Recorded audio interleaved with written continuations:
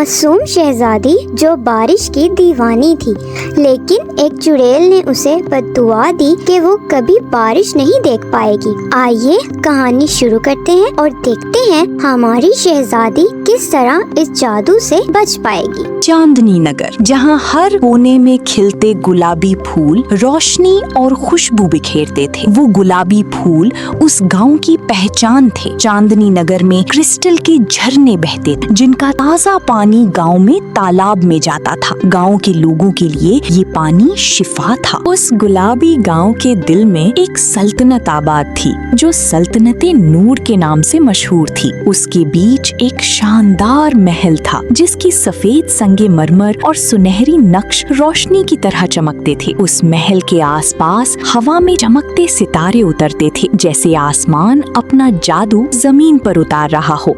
सुनहरी महल में एक खूबसूरत रानी रहती थी, जिसका नाम उर्वा था। उर्वा को जानवरों और हर जानदार चीज से मोहब्बत थी। उसकी खूबसूरत आंखों में रहमदिली छलकती थी। उसके दिल में अपनी रियाया के लिए बहुत मोहब्बत थी। राजा दानिश एक मगरूर इंसान था। वो हमेशा अकड़ में रहता था। गांव के सब लोग राजा से सर झुका के बात करते थे, लेकिन राजा ने कभी भी नाइंसाफी नहीं होने दी थी। वो एक इंसाफ पसंद राजा था। वो रोज अपने घोड़े पे बैठ के शिकार करने जाता था। रानी उर्वा राजा को हमेशा कम गुस्सा करने का कहती थी, और राजा खामोशी से उसकी सुन लेता था, क्योंकि रानी उर्वा राजा की अव्वलीन मोहब्बत जो थी। लेकिन रानी के दिल में बहुत बड़ा गम था। उनकी कोई औलाद न थी। रानी रोज रात को उठ के अल्लाह से औलाद की दुआ करती।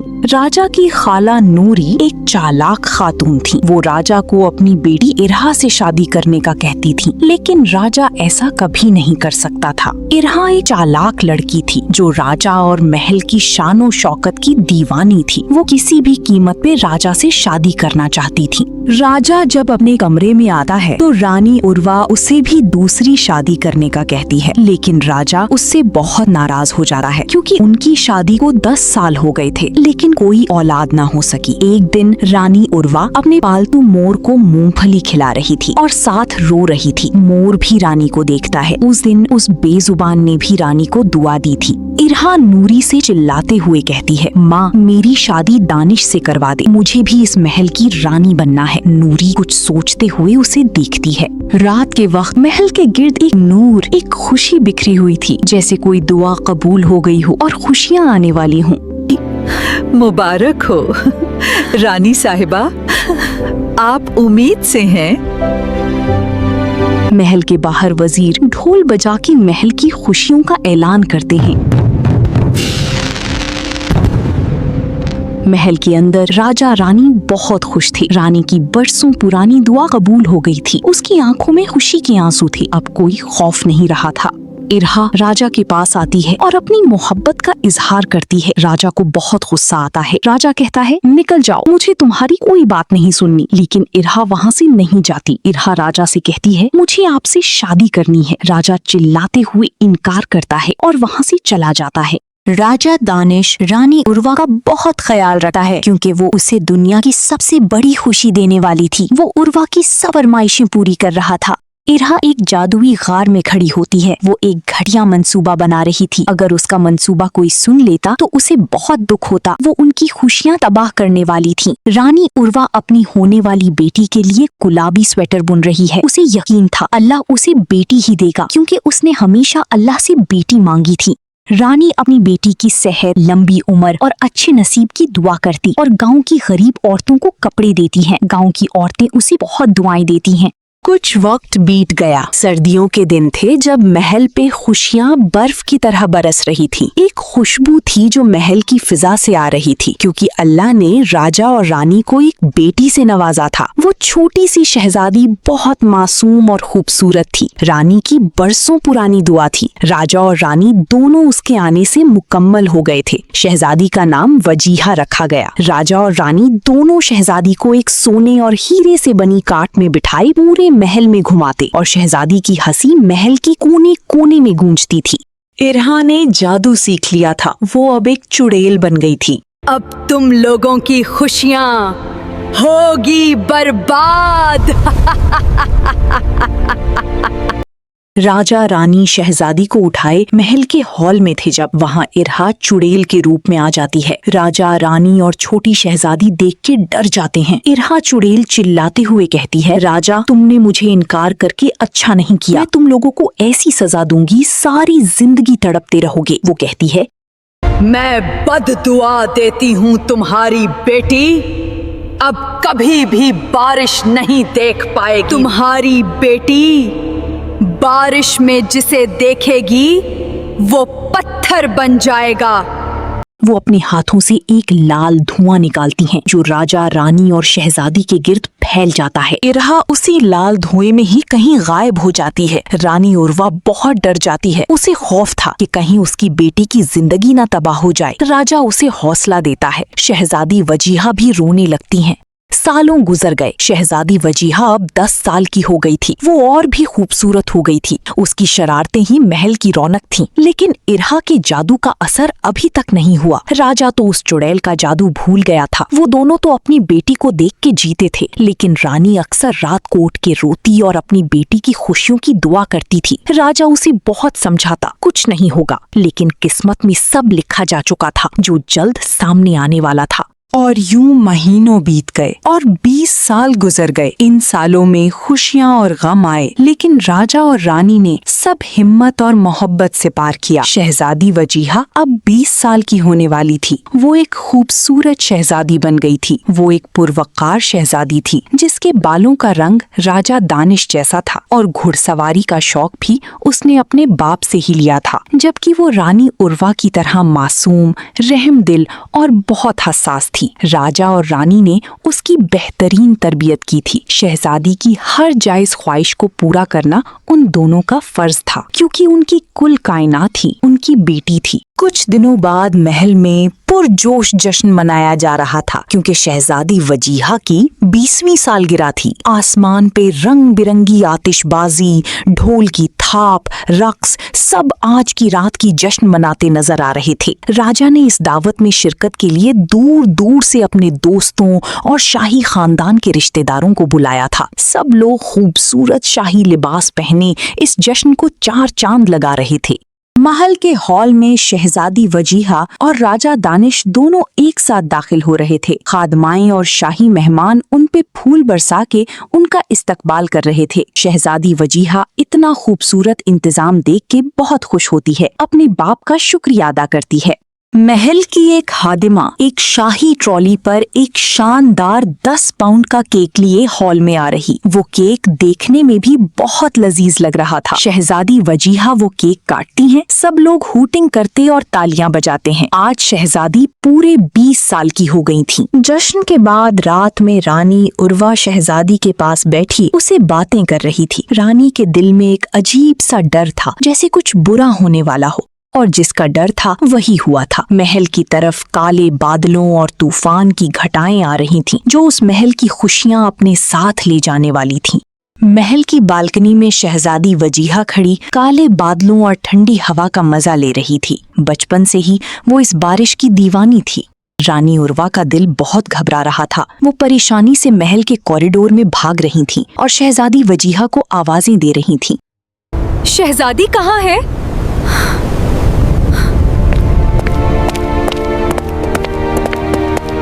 शहजादी बारिश में नाचती गाती बहुत मजा कर रही थी। कभी बारिश को अपने हाथों में जमा कर लेती, लेकिन शायद आज उसकी किस्मत में कुछ और ही लिखा था। अचानक शहजादी के जिस्म से एक पीली रोशनी फूटती है और घास और इर्द गिर्द सब कुछ पत्थर का हो जाता है। एक सिपाही जो शहजादी के पास खड़ा था वो भी पत्थर बन जाता है। दोनों सिपाही शहजादी को तलाश करने गार्डन में आए थे, जो अब पत्थर बने खड़े थे। शहजादी ये सब देख के खौफजदा हो जाती है और अपने होश गंवा देती है। एक तूफान था जो महल पे आया था और महल की खुशियों पे छा गया था। वो रात बहुत लंबी और गमगीन थी। राजा रानी शहजादी के पास बैठे रो रहे थे। शहजादी उनकी तरफ नहीं देख रही थी कि कहीं वो भी पत्थर ना बन जाएं। दुनिया के बेहतरीन हकीम को बुलाया जाता है, लेकिन वो भी इस जादू के तोड़ को तलाश ना कर सका। हकीम कहता है, जब भी बारिश हो शहजादी की आंखों पे पट्टी बांध दी जाए। और यूं रानी ने दिल पे पत्थर रख के शहजादी की आंखों पे पट्टी बांध दी। शहजादी वजीहा अब बारिश को देख नहीं सकती थी। वो उदासी से बारिश को अपने हाथों में भर के महसूस कर रही होती है। कुछ दूर रानी और राजा खड़े तकलीफ से अपनी बेटी की बेबसी देख रहे थे। रानी रो रही थी, वो बर्दाश्त नहीं कर पा रही थी। यूं उस इरहा नामी चुड़ैल ने उनकी खुशियां बर्बाद कर दी। आसमान पे सूरज आबो ताब से चमकने लगता है। मौसम भी खुशगवार होता है। शहजादी अपना दिल बहलाने के लिए मोर के साथ खेल रही होती है। जब उसकी दोस्त किरण महल आती है, वो उसके साथ कॉलेज में पढ़ती थी। वो शहजादी को समर कैंप चलने का कहती, जिससे उसका दिल भी बहल जाएगा। शहजादी रानी उर्वा से पूछती है कि वो समर कैंप जाना चाहती है। रानी पहले तो परेशान होती है, फिर उसको इजाजत दे देती है।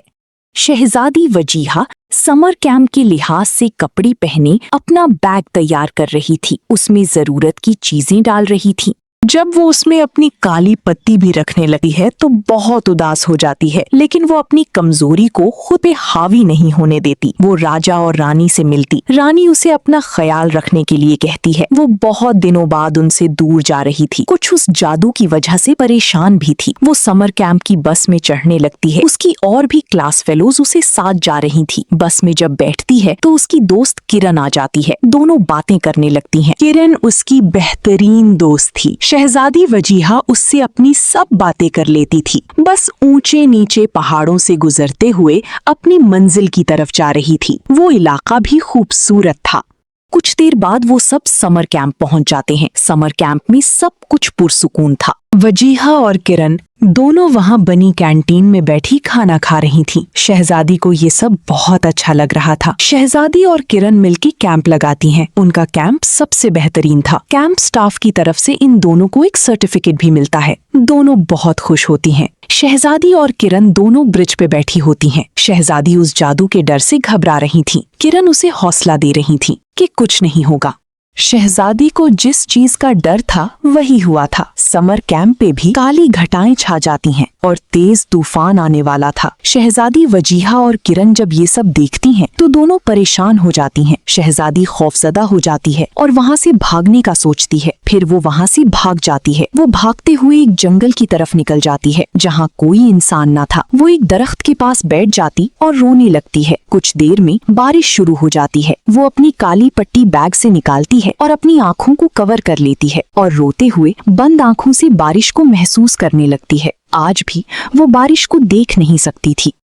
जब बारिश रुकती है, आसमान पे बादल और धूप दोनों थे। शबनम के कतरे पास ही बने गार्डन के फूलों पे पड़े हीरे की तरह चमकने लगती हैं। उन्हीं में एक फूल ऐसा था जिसमें एक छोटे साइज का तितला सो रहा था। वो एक ऐसा इंसान था जिसके नीले पर थे, जो परिस्तान से आया था। वो परेशान सा एक आवाज सुनता है जो किसी के रोने की थी। वो उड़ने लगता है। तितला अपने सुनहरी परों पे उड़ता है जो धूप से चमक रहे थे। अगर कोई इंसान उसे देख लेता तो उसे अपनी आंखों पे यकीन न आता और शहजादी वजीहा के पास पहुंच जाता है जो रो रही थी। लेकिन अब वो बिल्कुल इंसानों जैसा हो जाता है। शहजादी हैरानी से अपनी पट्टी उतारती है और उसे देखती है। वो पूछती है, कौन हो तुम? फिर वो तितला उसे बताता है कि वो परिस्तान से आया है। उसका नाम इब्राहिम है। वो शहजादी से रोने की वजह पूछता है। शहजादी उसे अपने जादू के बारे में बताती है। इब्राहिम उसे कहता है, परिस्तान का एक फूल इस जादू को तोड़ सकता है। फिर वो शहजादी को लिए घने जंगल में चलने लगता है। जंगल अंधेर था। चलते हुए दूर एक रेनबो दरवाजा नजर आता है जो हीरे और मोती की रोशनी से चमक रहा था और उसमें कौसे कज़ां के रंग थे। शहजादी वजीहा और इब्राहिम दोनों वहाँ पहुँच जाते हैं और उस दरवाजे से अंदर चले जाते हैं और एक हसीन और ख्वाबों जैसी दुनिया आबाद थी। क्रिस्टल से बने पहाड़ जहाँ फेरीज उड़ रही थीं। शहजादी हैरानी से वो देख रही थी। एक क्रिस्टल के ब्रिज पे 4-5 फेरीज बैठी थीं, हंसती और बातें कर रही थीं। उनके भी चमकीले पर थे। शहजादी नहीं जानती थी कि उसकी दुनिया से कोई रास्ता जादुई दुनिया में आता होगा। वहाँ के घर भी क्रिस्टल से बने थे जो बर्फ की तरह ठंडे लगते थे और सच में जादुई लगते थे। उन घरों के नीचे चमकते पानी के झरने बहते थे जो उस दुनिया की जान मालूम होते। कुछ दूर एक हसीन चमकता बाग था जिसमें क्रिस्टल के सफेद फूल लगे हुए थे। वो चमकते क्रिस्टल के फूल किसी भी जादू को तोड़ सकते थे। वो अपनी ताकत की वजह से चमकते थे। वो दोनों उस बाग में आ जाते हैं। इब्राहिम वो फूल तोड़ता है और चेन में डाल के शहजादी के गले में पहना देता है जो उस जादू का तोड़ था। वो क्रिस्टल चेन चमकने लगती है। क्रिस्टल चेन की चमकती ताकत से शहजादी उस जादू से आजाद हो जाती है। उसकी चमक शहजादी के चेहरे को और खूबसूरत बना रही थी। जैसे ही उस बाग की रानी को पता चलता है कि उसकी बाग का फूल तोड़ा गया है, वो गुस्से में आ जाती है क्योंकि वहाँ का फूल तोड़ना कानून की खिलाफ वर्जी थी। शहजादी और इब्राहिम जब वापस जाने लगते हैं तो वहाँ बाग की रानी आ जाती है। वो इब्राहिम को कहती है, तुम अब दोबारा कभी भी इस दुनिया में वापस नहीं आ सकोगे क्योंकि तुमने हमारे कानून की खिलाफ वर्जी की है। शहजादी परेशान हो जाती और इब्राहिम से कहती है, तुम बहुत अच्छे हो, तुमने मेरे लिए अपनी दुनिया की कुर्बानी दे दी, अब तुम मेरे साथ मेरी दुनिया में रहोगे। फिर वो दोनों वापस इंसानी दुनिया में आ जाते हैं। इब्राहिम एक आम इंसान बन जाता है। उसकी अब कोई पर नहीं थी। शहजादी उसे हौसला देती है कि वो अब हमेशा उसके साथ रहेगा। शहजादी वजीहा और इब्राहिम दोनों समर कैंप आ जाते हैं। दोनों को एक दूसरे का साथ बहुत अच्छा लगता है। वो हंसते बातें करते हुए जा रहे थे जब फिर से तेज हवा चलने लगती है और काली घटाएं आसमान पे छा जाती हैं। शहजादी डर जाती है। इब्राहिम उसे संभालता है और कहता है, अब जादू खत्म हो गया है। मुझे डर लग रहा है, अब सब पत्थर हो जाएगा। नहीं शहजादी, जादू खत्म हो गया है। तुम बारिश को देख सकती हो। जब अचानक तेज बारिश होने लगती है। वो दोनों बारिश में भीग रहे थे और एक चमकती जादुई रोशनी थी जो क्रिस्टल चेन से निकल रही थी और उनकी इर्द गिर्द फैली हुई थी। शहजादी बहुत डर जाती है और कहती, मुझे अपनी आंखें कवर करनी है, लेकिन इब्राहिम उसे रोक देता है और फिर वो रोशनी और तेज होती है और शहजादी का जादू टूट जाता है। कोई चीज पत्थर नहीं होती। शहजादी बहुत अरसे बाद बारिश को महसूस करती है। वो दोनों बारिश में खूब मजा करते हैं, नाचते गाती हैं। शहजादी अब फिर से खुल के जी सकती थी और ये मुमकिन सिर्फ उसके दोस्त इब्राहिम की वजह से हुआ था जिसने अपनी दुनिया की कुर्बानी दी थी और ये बताया था कि इंसानियत दुनिया में आज भी मौजूद है। शहजादी वजीहा वापस महल आती और रानी उर्वा को सब बताती है, जादू का टूटना और इब्राहिम की उसके लिए अपनी दुनिया की कुर्बानी देना। रानी ये सब सुन के बहुत खुश हो जाती है। उसकी आंखों में आंसू आ जाते हैं। राजा दानिश इब्राहिम का शुक्रिया अदा करता है। इब्राहिम कहता है उसे शहजादी की मदद के लिए ही भेजा गया था। राजा को इब्राहिम बहुत अच्छा लगता है। वो उसे अपनी बेटी का हमसफर बनाना चाहता था। महल में एक बार फिर से जश्न मनाया जाता है। ये जश्न शहजादी वजीहा और इब्राहिम की शादी का जश्न था। आज भी दूर दूर से सल्तनत के लोगों को बुलाया गया था। महल की हॉल में राजा रानी, शहजादी वजीहा और शहजादा इब्राहिम एक मुकम्मल फैमिली की शक्ल में हंसते मुस्कुराते खड़े थे। इब्राहिम अब से राजा की शाही जिम्मेदारियां संभालने वाला था। शहजादी को एक बेहतरीन हमसफर मिल गया था जिसका दिल नेक था और इब्राहिम की कुर्बानी ने ये साबित कर दिया था कि आज भी दुनिया में इंसानियत जिंदा है और मोहब्बत में ही तो कुर्बानी दी जाती है। दी एंड।